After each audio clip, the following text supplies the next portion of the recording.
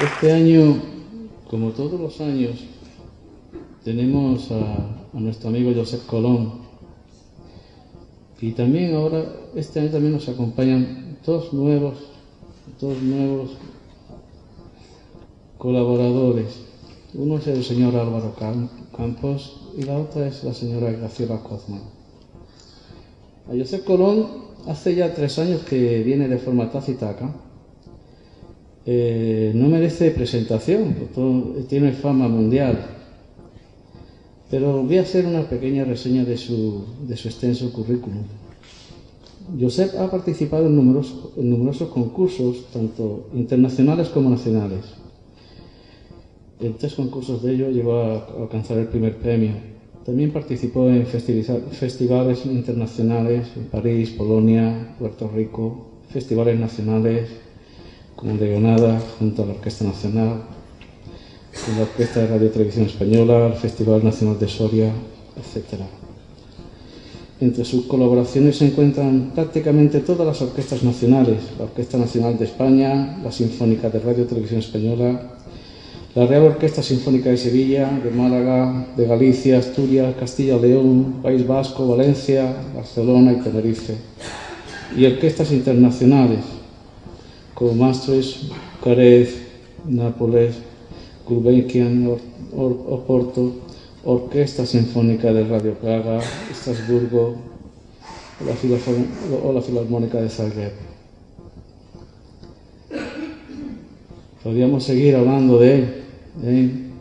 Ha tenido también colaboraciones con músicos tan importantes como la pianista Carmen de Leito y el chelista Luis Claret.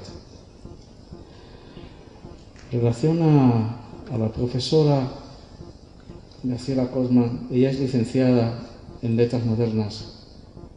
Durante 4 años fue asesora y coordinadora del área del Holocausto y Antisemitismo en el Centro Sefardí de Israel en Madrid. Investigadora y estudiosa del Holocausto y el Antisemitismo. Miembro de varios grupos de estudio e investigación en la Universidad de Granada y en la Universidad de Alicante sobre la mujer y el Holocausto. También ha intervenido y ha colaborado con un Radio Sefarad. Ha realizado cursos de formación en la Universidad de Bar Ilan en Israel, el máster en Yad Vashem, Memorial de la Shoah en París, Memorial de la Casa de Vanessa en Berlín. Actualmente ella es tutora de cursos del Holocausto y Antisemitismo en la Fundación de la UNED. En relación al señor Don Álvaro Campos, él es catedrático de violonchelo del Conservatorio Superior de Música de Córdoba. Fue discípulo de Rafael Gant, Emilio Galomo y Pedro Corostola, y recibió de Mozart Cervera, Ander Navarra clases magistrales con Rostropovich. Obtuvo diversos primeros premios de interpretación, tanto en concursos nacionales como internacionales. Le han dedicado diversos programas de Radio y Televisión Española, en Canal Sur, etc. Además, en artículos de la prestigiosa revista The Stratch, realiza actuaciones tanto en Europa como en América, así como en los estrenos con las orquestas sinfónicas de Granada, Málaga y Sevilla, de los conciertos para cello y orquesta de Enrique Rueda, Ramón Roldán y Alfonso Romero. Ha sido invitado por las orquestas de Radio y Televisión Española, Sinfónica de Madrid y Bética, y como solista de la sección de violonchelo. Es invitado regularmente a impartir cursos y clases magistrales, así como conciertos, tanto camerísticos como sinfónicos, por su exactitud emocional.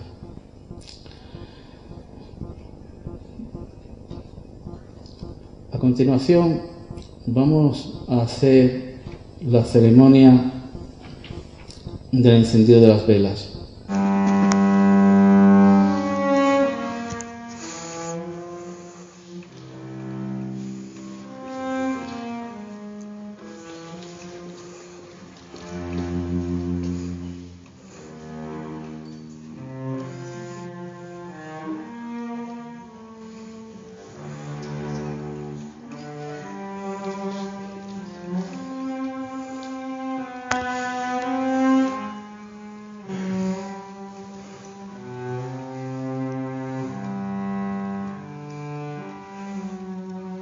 Segunda a los niños que murieron en las cámaras de gas.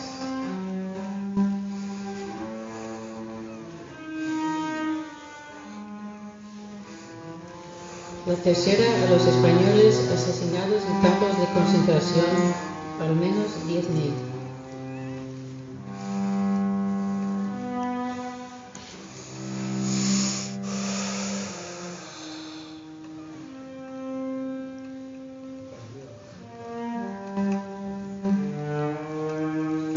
cuarta, al pueblo gitano y otros colectivos perseguidos por los nazis.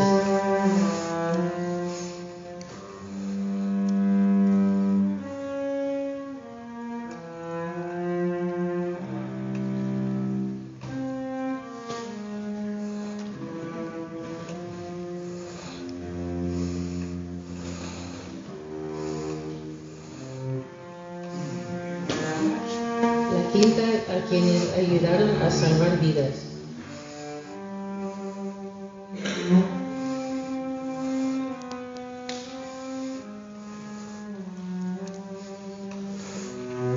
Y la sexta, a los supervivientes que rehicieron sus vidas en Israel y en la diáspora.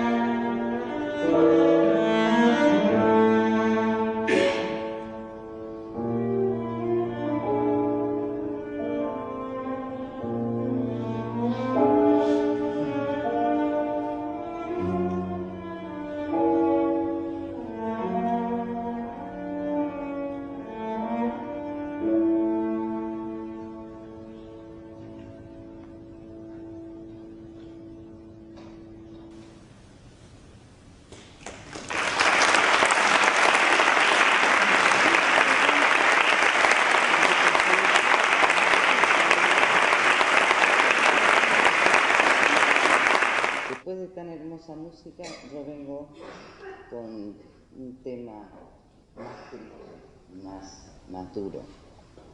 Primero quiero agradecerle a las autoridades que han asistido a este acto, a Cádiz Sefarad y personalmente a Juan José Hidalgo, no solo por la organización de este acto, sino por preocuparse de que este día no pase como un día más y que realmente la gente tome conciencia y sepa lo que significó la Segunda Guerra Mundial, el nacionalsocialismo y el Holocausto.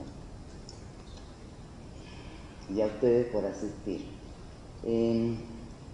Nos reunimos aquí para recordar el momento más triste de la historia contemporánea. Al terminar la guerra y confirmar la cantidad, los millones de asesinados por el ejército y las SS, las fuerzas especiales hitlerianas, el mundo tembló. Y no es que no lo conocieran, no es que no supieran lo que había estado pasando, pero no imaginaban la magnitud del acto. 50 millones de civiles murieron durante la Segunda Guerra Mundial, pero al pueblo judíos fueron asesinados más de 6 millones. Según los últimos estudios del padre Patrick Roy, que estudia la Shoah por balas, dice que fueron 7,5 millones de judíos, y entre ellos 1,5 millones de niños menores de 15 años. ¿Cómo explicar lo que estaba sucediendo? En el primer momento, los judíos, ustedes saben que el holocausto empezó en el este, la mayoría del pueblo judío era ashkenazí y hablaban el yiddish. Entonces ellos lo llamaban el Yurban sería en yiddish, pero podemos llamar Yurban, que quiere decir catástrofe. En la Palestina judía, cuando comienzan a llegar las informaciones sobre las matanzas, los asesinatos y demás, ya desde el año 42 las autoridades comienzan a hablar de la Shoah. La Shoah es desastre, catástrofe, figura en el Antiguo Testamento, pero referido a fenómenos climatológicos. Y de ahí el mundo anglosajón, sobre todo con esa serie de televisión Holocausto, comenzó a hablar del holocausto. Holocausto es una palabra griega que significa sacrificio por el fuego. Ningún judío fue voluntariamente a sacrificarse. De todas maneras, lo que quiero que quede muy claro, que lo que recordamos hoy es el holocausto, el asesinato de esos más de 6 millones de judíos. Eso es el holocausto, un genocidio preparado, orquestado y organizado por Hitler y su gente. Los gitanos, Naciones Unidas en el año ya 46 define el término crímenes contra la humanidad, y dentro de los crímenes contra la humanidad una nueva acepción que es genocidio. El genocidio es el intento, la intención, tener la intención, no solo ejecutarlo, sino tener la intención de exterminar a un pueblo, una comunidad o un colectivo. Los dos únicos pueblos asesinados durante los años del nacionalsocialismo y que se puede llamar genocidio es a los judíos y a los gitanos. Las cifras de gitanos asesinados varía entre las 250.000 y los 500.000. No existe mucha documentación sobre los gitanos. Ellos nunca fueron censados, directamente y eran enviados a la muerte. El primer campo de exterminio se inaugura, que Chelmno se inaugura cerca de Alemania y se inaugura en el 40, y allí fueron enviados los primeros judíos alemanes y los gitanos, y no hay documentación de cuántos, o sea, se saben que eran gitanos y no cuántos. Ellos llaman a su genocidio, lo llaman porrajmos. Voy a hacer una muy breve cronología, porque no se puede empezar la casa por el tejado a hablar del holocausto sin ver los cimientos que lo crearon. Hitler asume como canciller del Reich el 30 de enero de 1933 en elecciones democráticas. Eso es muy importante. A la democracia hay que cuidarla, no solo que se nos llene la boca hablando de ella. El 27 de enero es el incendio del Reichstag, que es casi seguro que fue incendiado por ellos, aunque encontraron a un joven holandés comunista, y eso dio pie a que en marzo se crearan los primeros 3 campos de internamiento. Estamos hablando solo de alemanes. Si había judíos era porque militaban en el Partido Comunista, en el Partido Socialista, socialdemócratas, liberales. Hitler consigue 2 grandes objetivos: detener a todos sus oponentes y conseguir plenos poderes para gobernar a partir de ahí. La orden era por 3 años, pero la burocracia nazi es muy importante porque cada 3 años renovaban la orden y el permiso de dictador. Los 3 campos que se inauguran son Dachau, Sachsenhausen y Buchenwald. En Buchenwald estuvo nuestro querido Semprún internado.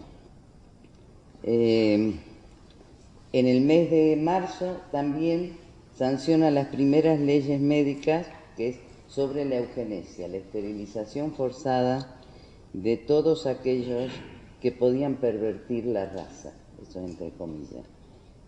Justamente el curso que voy a dictar ahora a partir de febrero es sobre la medicina en el nacionalsocialismo.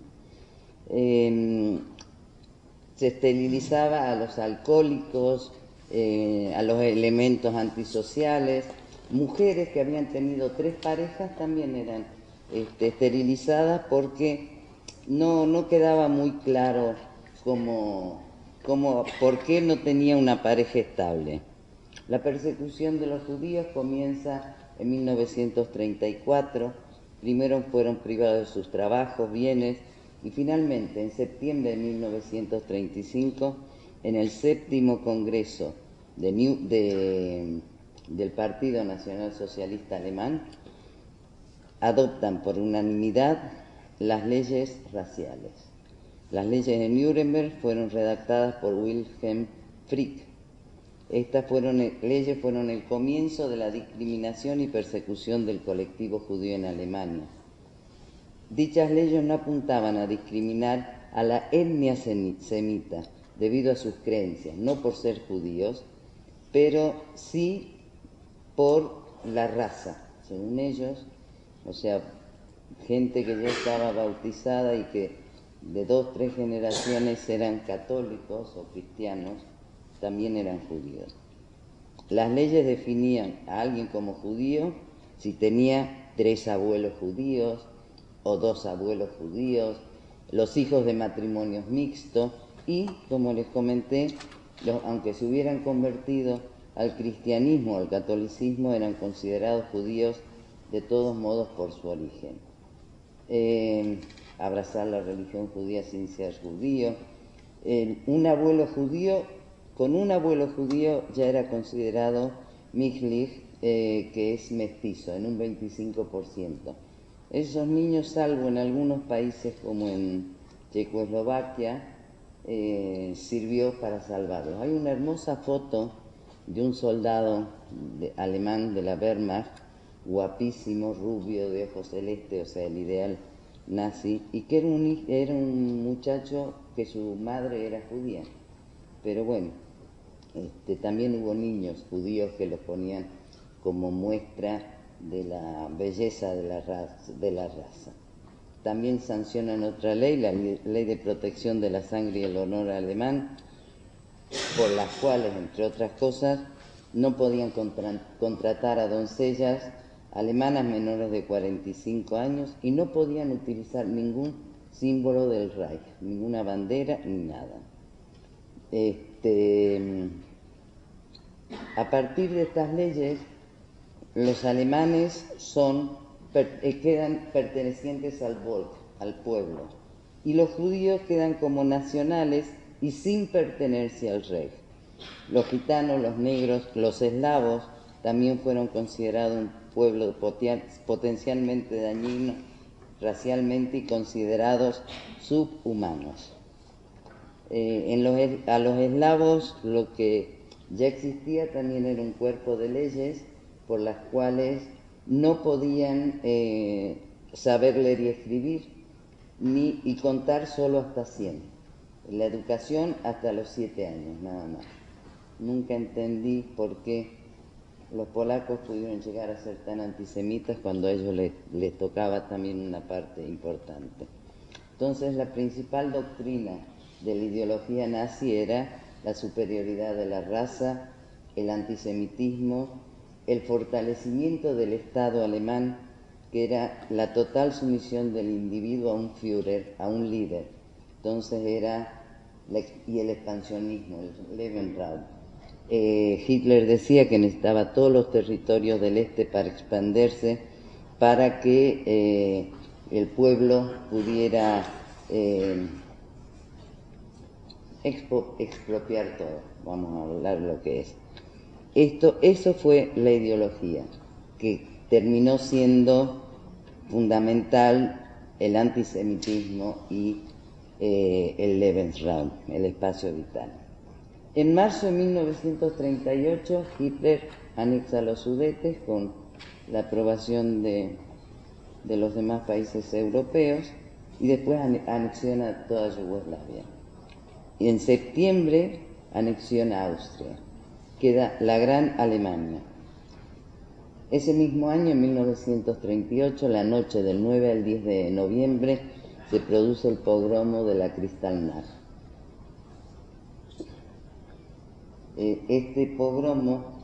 Durante este pogromo se rompieron los cristales, se profanaron y se incendiaron más de 1000 sinagogas en Alemania y 99 en Austria.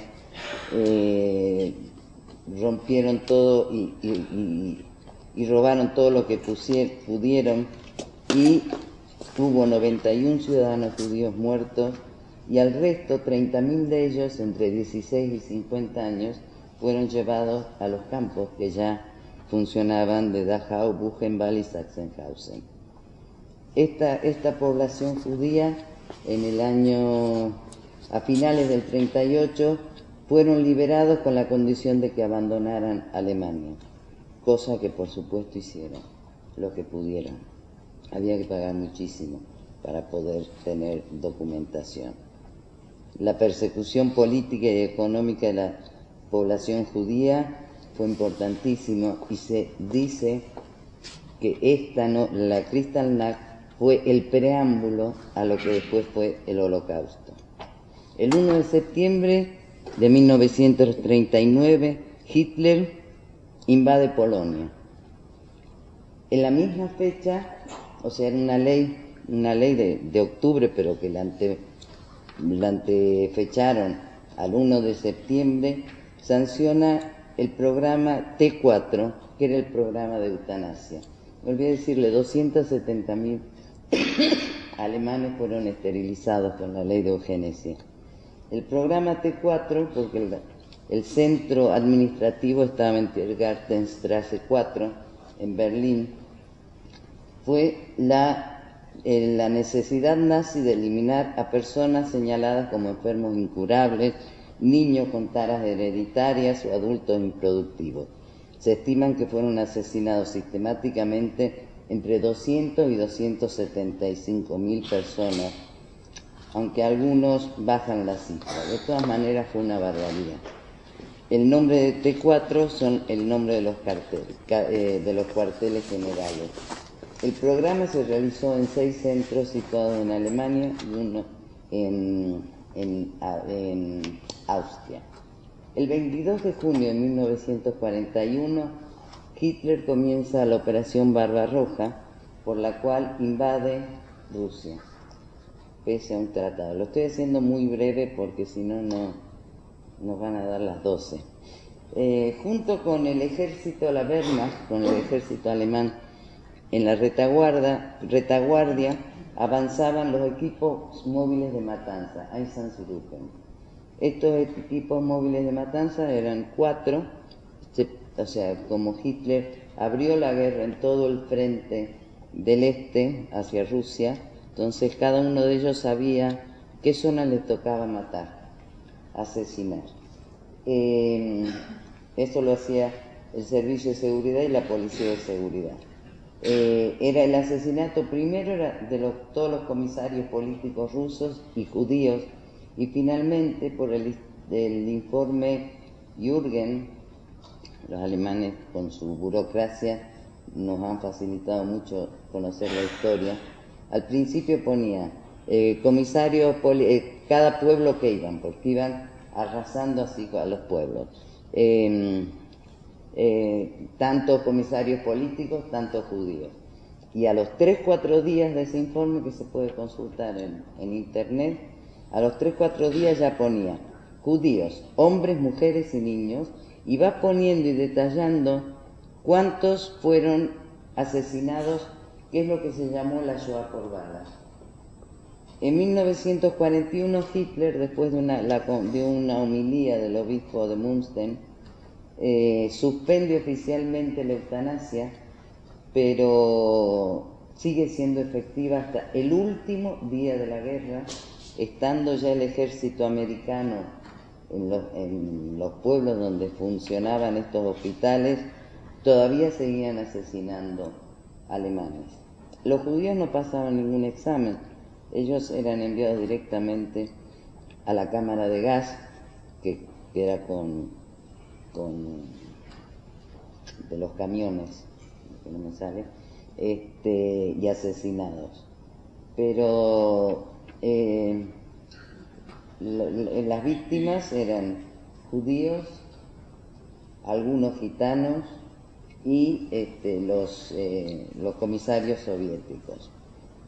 Y esto es lo que se conoce como la Shoah por balas. Más de 1 millón de judíos, pueblos enteros, fueron vaciados por este sistema hasta junio, la primavera de 1943. Habían fusilado a más de 1 millón de judíos y decenas de miles de comisarios políticos soviéticos, partisanos, gitanos y personas incapacitadas. Ellos siguieron con la eutanasia.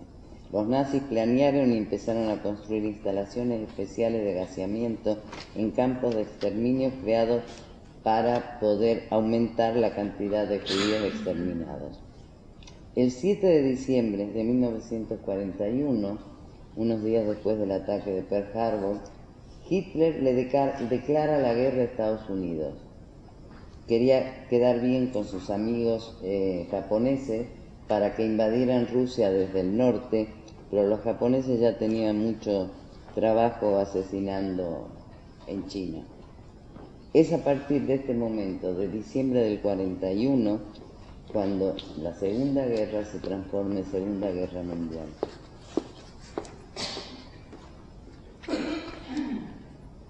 Voy a explicar las 5 etapas que podemos sintetizar del Holocausto. Uno, ya lo dije, la definición de judío. Muchos se enteraron que eran judíos gracias a la IBM y sus fichas. Ya los alemanes sabían a quién buscar.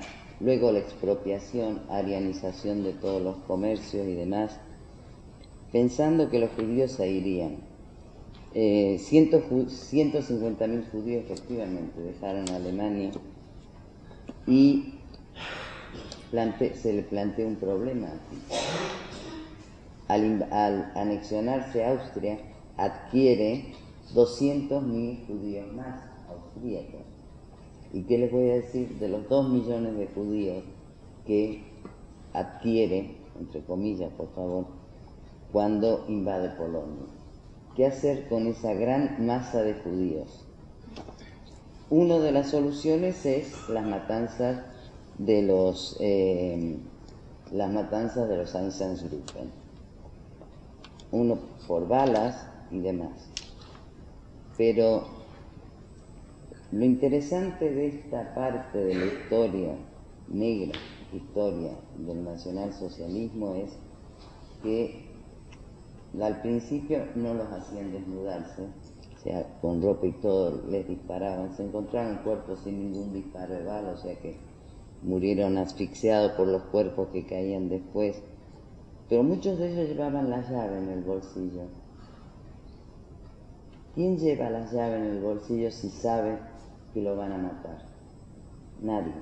Ellos pensaron porque para mentir tenían una historia, tenían montada una historia muy buena, que iban a ir a otro sitio a trabajar, que solamente los iban a censar, pero el llevar la llave nos hace ver a nosotros que en realidad todos ellos creían que después volvían a casa en algún momento. Fueron 3.000 soldados del Servicio de Seguridad alemán los que llevaron a cabo estas matanzas móviles. Otra de los datos interesantes de los Einsatzgruppen es saber qué balas, no sé si conocen el trabajo del padre Patrick Debois y su fundación, que él está haciendo un estudio sobre las fosas comunes de Ucrania. Ahora le pidieron también que le haga a las de Rusia. Y saber las balas. Yo vi la exposición que montó el padre Patrick Debois en el Museo del Holocausto, el Museo de la Memoria de París, y había bolsas de arpillera de este tamaño, así, llenas de balas. Había 10, 12 bolsas de esas expuestas. Ojalá algún día podamos traer a España la exposición esa. Con esas balas, con Patrick Debois viaja un experto del ejército ucraniano en balística, y gracias a eso podemos saber si las balas eran alemanas o de los colaboradores, ucranianos, lituanos, polacos. Esas son dos cosas importantísimas que tenemos que pensar y fijarnos cuando hablamos o conocemos el trabajo de los Einsatzgruppen. Esto empezó el problema que hubo primero, que eran asesinatos públicos, no había manera de esconderlo. Segundo, era el problema psicológico que les causaba a los asesinos. Al principio bebían después de las acciones, de las acciones, después al final, y después estaban totalmente borrachos. Esto, y aparte lo más importante, se gastaban muchas balas. Entonces idean la concentración en guetos y en campos de trabajo. Y así es como el 22 de enero de 1942, 6 meses después que empezara la Operación Barbarroja, se reúnen en las afueras de Berlín, en Casa Banse,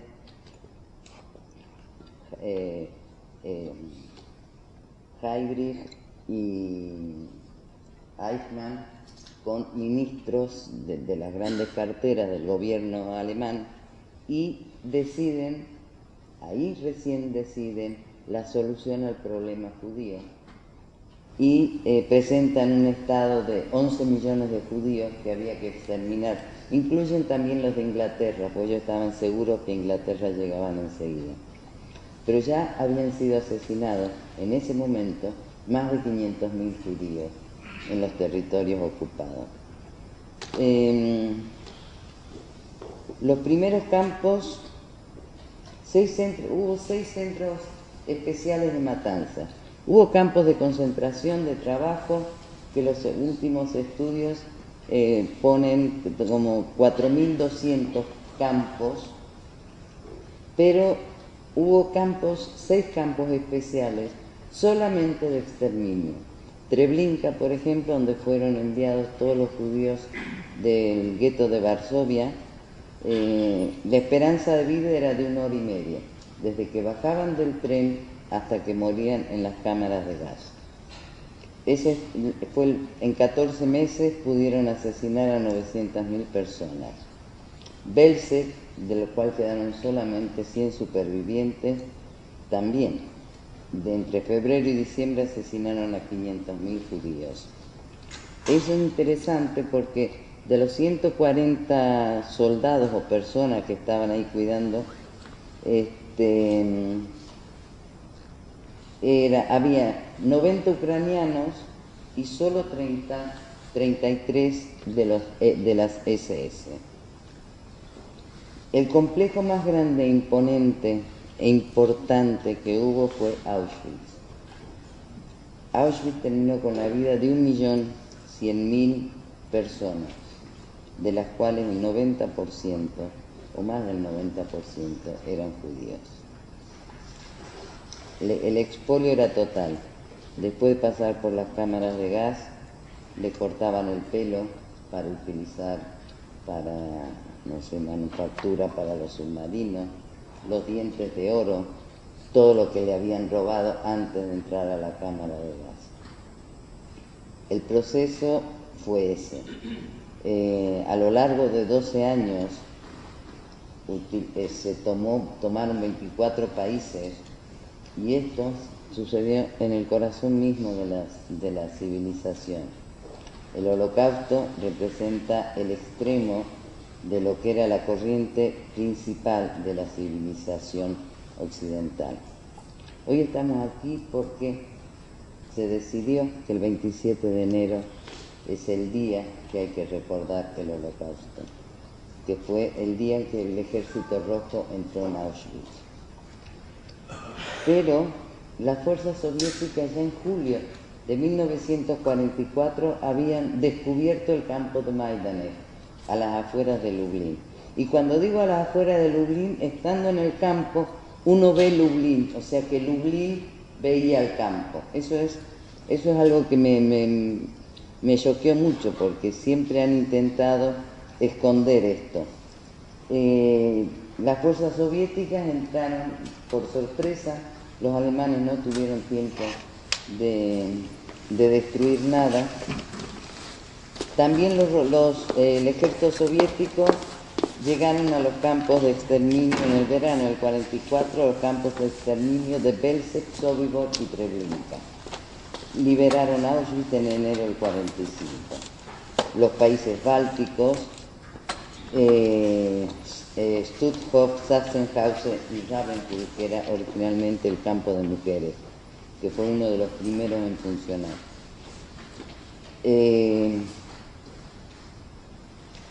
También liberaron los rusos otros campos. Las fuerzas británicas liberaron campos en Alemania del Norte, incluyendo Neuengamme, Bergen-Belsen. Y a mediados del 45 entraron al campo de concentración de Bergen-Belsen. Siempre se habla de una frase bíblica, fueron como corderos al matadero. Voy a decirles que no. Dos de estos campos de exterminio, Sobibor en octubre y Treblinka en agosto del año 43, se sublevaron, hicieron volar las cámaras de gas, y hace 4 días o 5 días, la semana pasada, murió el último superviviente del campo de Sobibor que vivía en Rusia. Murió con 97 años. Voy a hablarles de Auschwitz. Voy a usar las palabras del investigador Feigold, que las explica muy bien la relación entre Shoah, ciencia, industria y burocracia.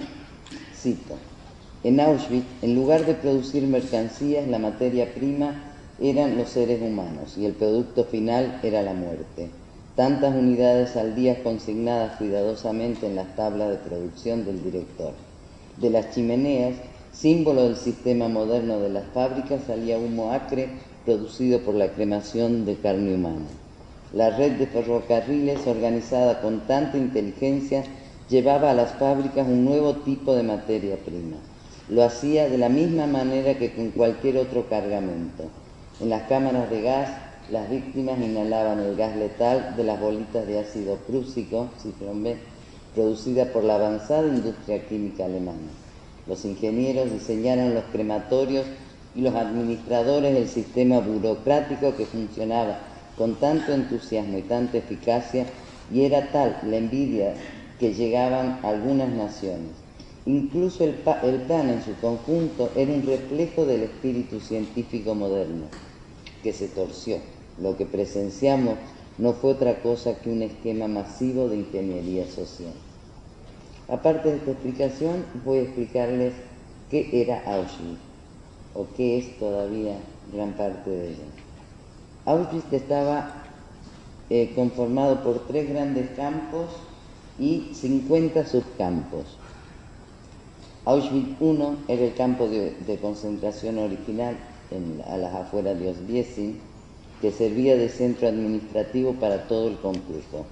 Murieron ahí cerca de 70.000 intelectuales polacos y prisioneros de guerra soviéticos. Después de comenzar las acciones de los Einsatzgruppen, Himmler, que asistió a uno de esos fusilamientos, dicen que se descompuso y pensó que había que buscar un sistema más práctico para sus soldados, porque ya eran casi bestias.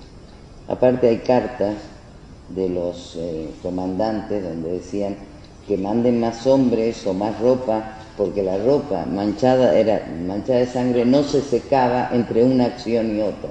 Antes no existía el nylon, entonces era todo lana, y eso era un gran problema. O sea, no le molestaba los asesinatos, sino que sus soldados no tenían la ropa seca entre una acción y otra. A 3 kilómetros se crea Birkenau, Auschwitz II. Este fue el campo de exterminio y el lugar donde murieron la mayor parte del 1,5 millones. Las cifras van de 1.100.000 a 1,5 millones de víctimas. Y era también donde había barracas con mujeres. Y Auschwitz III, Laguna Monovich, utilizado como campo de trabajo esclavo para la empresa IG Farben, que intentaban producir combustible líquido y goma sintética. A intervalos regulares se hacían revisiones sanitarias. Bueno, el personal médico a los débiles y enfermos los enviaban directamente a la cámara de gas y no había problema porque siempre tenían material de reposición.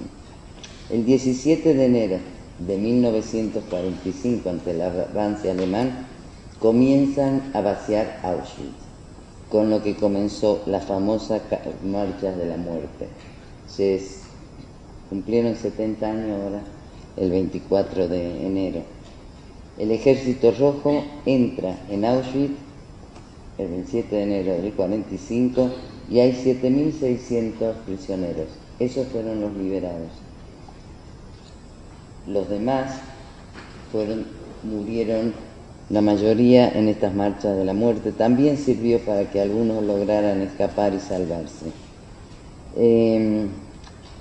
Durante los años de funcionamiento del campo hubo 700 intentos de evasión y 300 lo lograron. La pena, por supuesto, era, aparte de la tortura, ahorcarlos en la plaza de recuento para que todos lo vean. La mayoría de los prisioneros llegaban al campo en tren y eran seleccionados por el doctor. Siempre hablan de que era el doctor Joseph Mengele el que estaba en el andén enviando a derecha e izquierda mujeres embarazadas, gente mayor, niños y mujeres con niños, pues decía que no se podía utilizar esa mujer para trabajar porque iba a estar pensando todo el tiempo en sus niños. Ellos eran llevados directamente a la cámara de gas. Había también camiones de la Cruz Roja con la Cruz Roja, decían, los enfermos, los que no puedan caminar, los llevamos en el camión. Hasta ahí llegaba la suavidad. Por supuesto que la mentira continuaba, desnúdense, recuerden el número donde ponen, porque las perchas estaban numeradas, recuerden el número que pusieron en la percha para que cuando salgan recuperen su ropa. En fin, Auschwitz tuvo cuatro cámaras de gas, cada vez iban perfeccionando en cuanto a tamaño y rendimiento. Y los hornos crematorios con ellos. En la foto que actualmente vemos de Auschwitz, con las vías del tren entrando por el gran arco de entrada de Auschwitz, eso es Auschwitz II, Birkenau. Esas vías de tren se construyeron en 1944, cuando Hitler invade Hungría. Entre mayo y julio de 1944 438.000 judíos húngaros fueron asesinados en Auschwitz. Familias enteras de gitanos fueron encerrados en una sección, el campo de los gitanos, muertos de hambre por supuesto, y entre julio y el 2 de agosto de 1944, mis gitanos, como decía el director de Auschwitz, Rudolf Hess, mis gitanos los mandó a todos a las cámaras de gas. Las cámaras de gas eran atendidas por los Sonderkommando. Los Sonderkommando eran judíos. Los alemanes no querían mancharse las manos, es decir, nosotros no lo hicimos. Había de 300 a 500 por cámara de gas. No sé si alguno ha tenido la oportunidad de conocer a Shlomo Venezia, falleció en diciembre. Shlomo Venezia fue Sonderkommando, murió ahora en diciembre, una persona impresionante. Los prisioneros eran mantenidos 3-4 meses, los asesinaban a todos y tenían material para reponer. No quiero cargarlos de números, pero las investigaciones hablan de Hungría, Polonia, o sea, en ese orden la cantidad de asesinados en Auschwitz. Hungría, Polonia, Francia, Holanda, Grecia, Checoslovaquia, Eslovaquia, Bélgica, Alemania y Austria, Yugoslavia e Italia. En Auschwitz murieron también unos 70.000 prisioneros políticos polacos, algo más de 20.000 gitanos y 10.000 prisioneros de guerra soviéticos, aparte de testigos de Jehová, que era otro de los grupos perseguidos por los nazis, y algunos homosexuales. En Auschwitz, ¿cómo funcionaba? Había dos grandes barracas, que era un privilegio trabajar ahí, que eran las barracas de Canadá. Lo llamaban el Canadá porque pensaban que Canadá era una tierra muy rica. Y ahí trabajaban fundamentalmente mujeres. Había 2 Canadá, uno se ocupaba de la parte textil, muebles y demás, era el Canadá rojo, y el Canadá blanco era el de los alimentos, las joyas, el dinero. Todo eso se empaquetaba y se enviaba a Alemania. El campo de gitanos, que ya les hablé, y durante 6 meses hubo un campo de familias checas que fueron llevadas ahí de Theresienstadt. Se cree que lo que estaba intentando Himmler era canjear por prisioneros alemanes, pero finalmente fueron todos asesinados. Y había algo muy especial que a mí me gusta contar, que es la Escuela de Construcción de Auschwitz. La Escuela de Construcción de Auschwitz tenía unos 250, 300 jóvenes adolescentes de 15 a 18 años. La dirigía Charles Papiernik, y donde los jóvenes eran enviados a aprender. Papiernik en su libro cuenta que sabía que lo que ellos iban a construir era más barracas u otro campo de exterminio. Pero así como los Sonderkommando eran una casta, ahora no se usa la palabra casta, un grupo privilegiado, aunque vivían poco, él hacía ese trabajo, él era el director del campo. Se salvaron porque él con 300 niños fueron enviados al campo de Sachsenhausen en los últimos momentos de la guerra. Pero hay 2 historias o anécdotas que quiero compartir de él.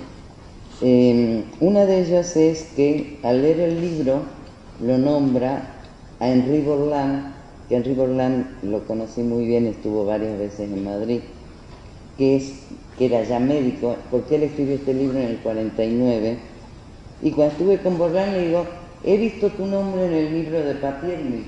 Me dice, ¿dónde está ese libro? Lo quiero, no puedo conseguirlo, lo quería en francés. Le digo, yo lo tengo en español, puedo darte la fotocopia.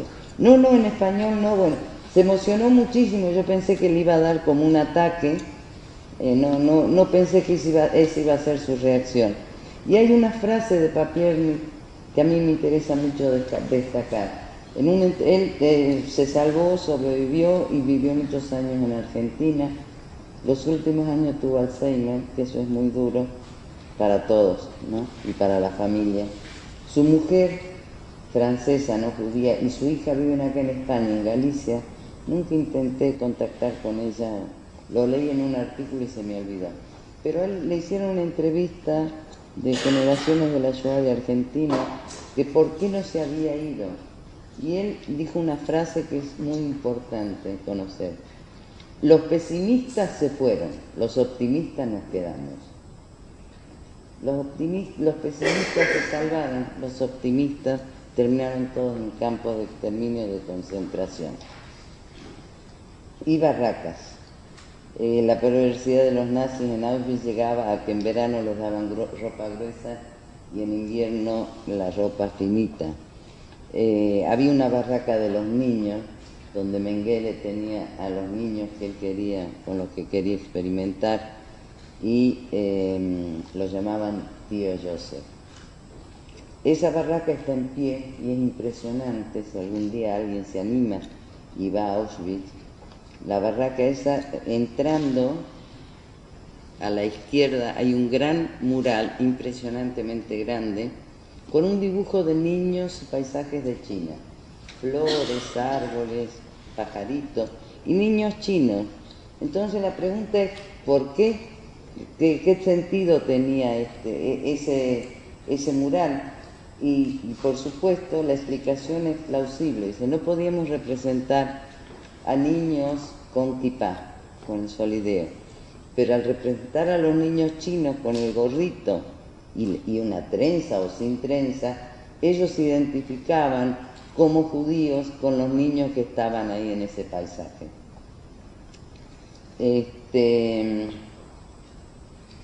También funcionaba una orquesta de mujeres. Fue en el único campo que hubo una orquesta de mujeres, que una de las supervivientes, la acordeonista, leí hoy en El País una entrevista que le hicieron, que su directora era Alma Rosé, sobrina del gran compositor Mahler.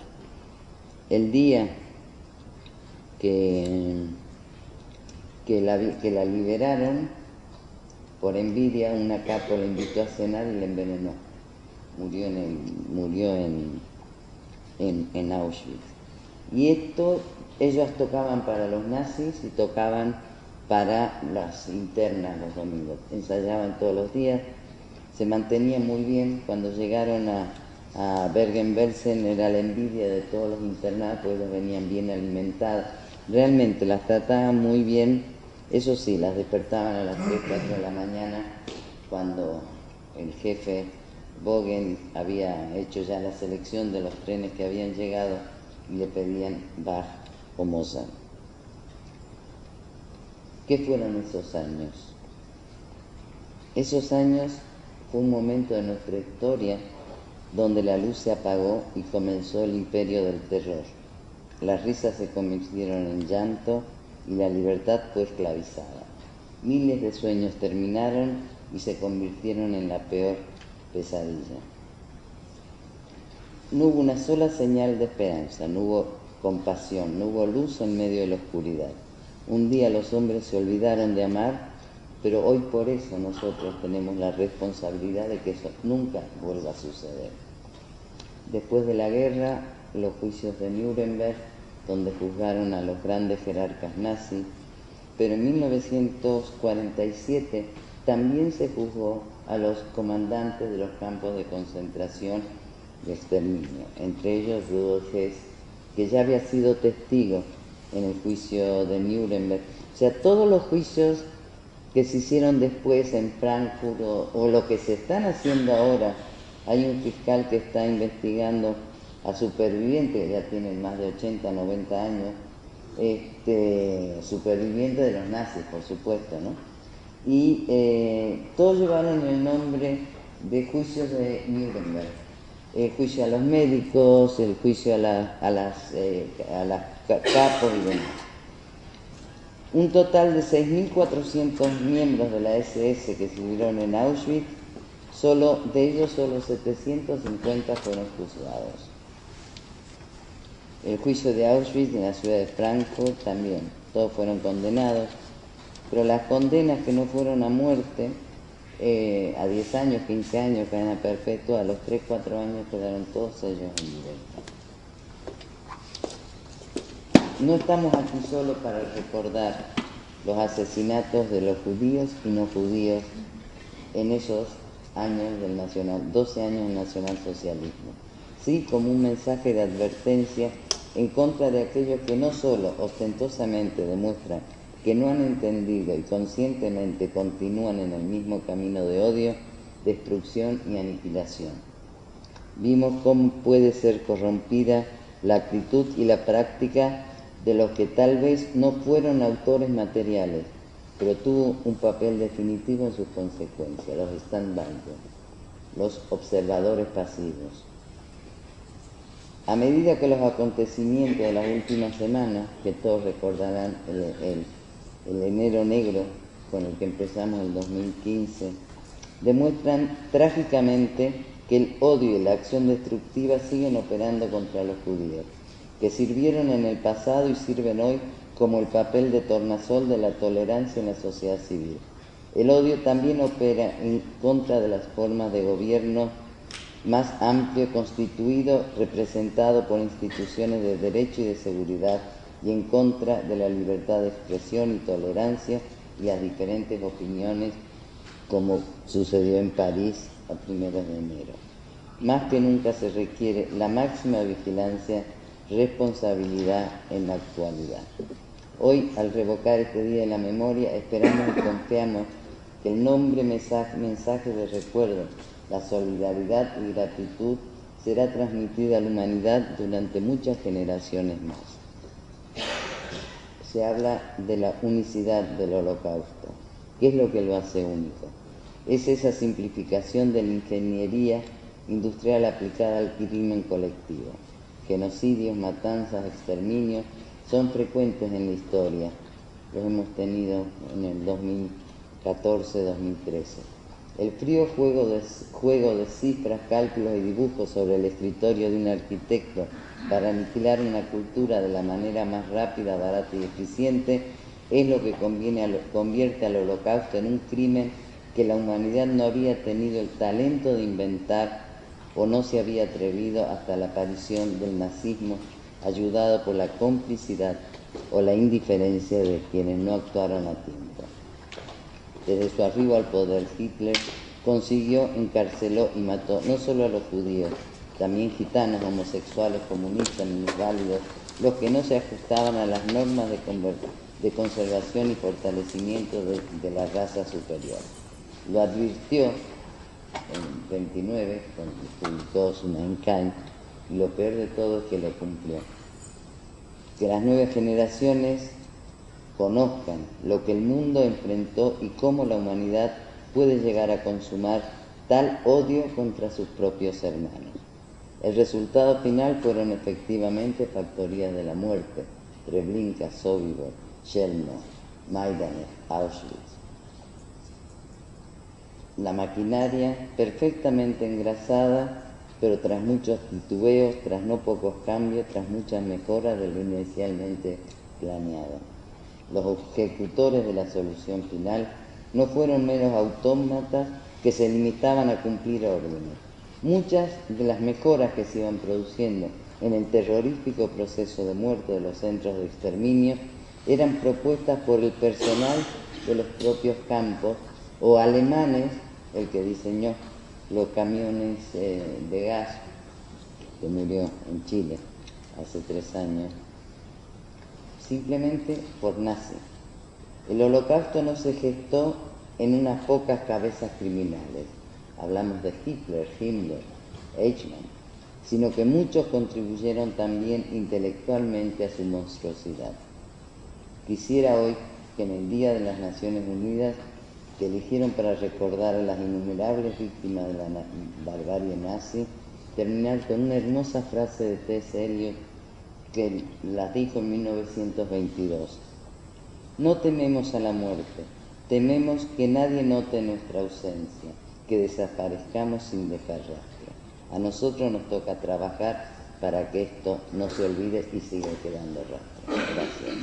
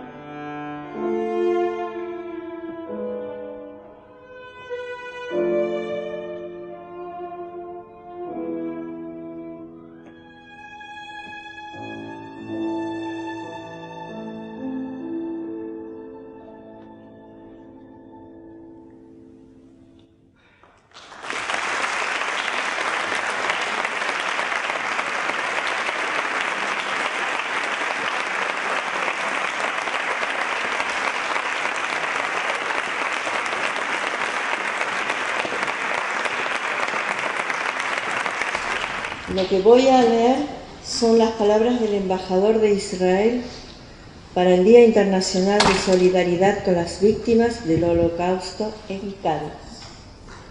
Queridos amigos, la conmemoración de las víctimas del Holocausto tiene un significado especial este año. Rememoramos 70 años de la liberación del campo de concentración y exterminio de Auschwitz, el símbolo de las atrocidades del régimen nazi y del genocidio más grande de la historia humana. Algunos de los refugiados de los vientos del odio y las masacres en Europa escaparon desde Cádiz a Israel y hace pocas semanas hemos celebrado aquí el aniversario del último barco que salió desde Cádiz a Haifa salvando la vida de cientos de judíos. Pero la conmemoración tiene un sentido más importante que recordar la dolorosa historia, y es crear un antídoto para mantenernos vivos como individuos, como pueblo, como sociedad, como cultura.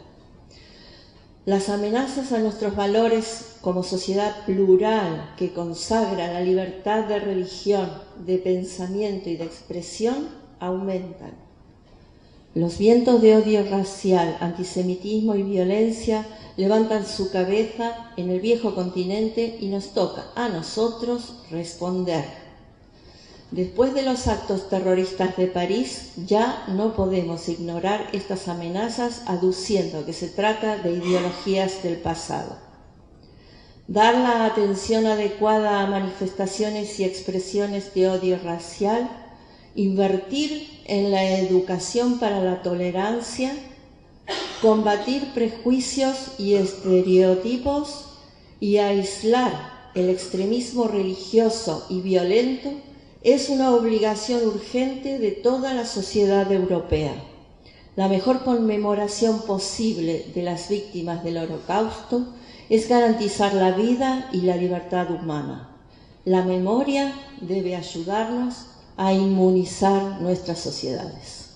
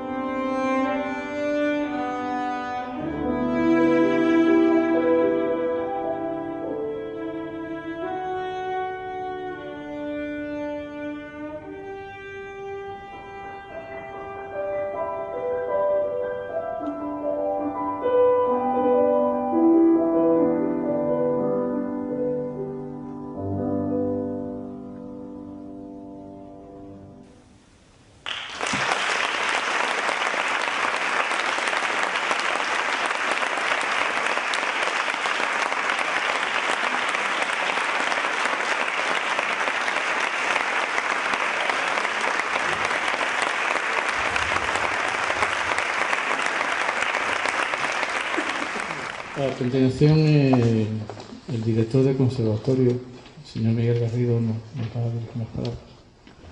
Hola, buenas noches a todos. Simplemente, ya por la hora que es, que se nos ha hecho el acto un poquito más largo de lo que pensábamos, simplemente decir como representante de la Casa de las Artes que es para nosotros un honor, un año más, y llevamos por 3 años, que este acto de esta conmemoración, de este recuerdo a las víctimas de esa barbarie incomprensible y que jamás yo por lo menos llegaré a comprender, que es para nosotros una gran satisfacción que elijáis este sitio para hacerlo. Nosotros encantados.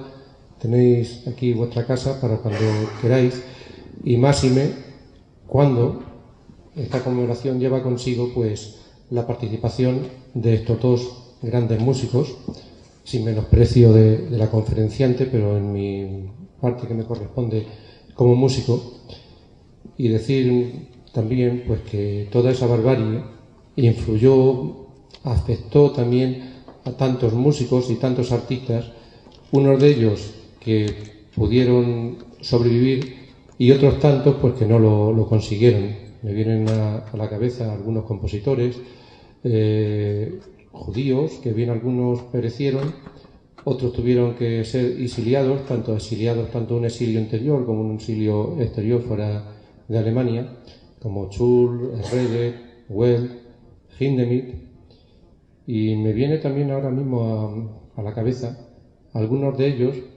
que sus composiciones se vieron inspiradas muy profundamente por todos los hechos ocurridos en este triste episodio de la historia. Me viene a la cabeza un gran compositor como fue Oliver Messiaen, que tuvo quizá, si se puede llamar, algo de más suerte que sus demás colegas, porque estuvo internado en un campo de trabajo francés. Quizá, si podemos llamar un poquito más leve en el sentido de que salvó la vida, y allí compuso su profundo cuarteto para el final de los tiempos. Ese nombre creo que ya lleva consigo pues lo que pudo sufrir y un reflejo de esta triste historia. Sin más, simplemente para que estos actos de recuerdo, de conmemoración, sirvan para que este triste punto, triste e incluso vergonzante hechos que ocurrieron con esta guerra mundial no se vuelvan a recordar. Muchas gracias.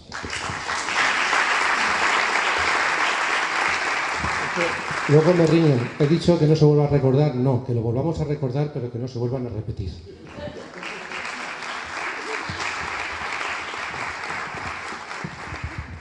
A continuación se va a recitar el Kadish.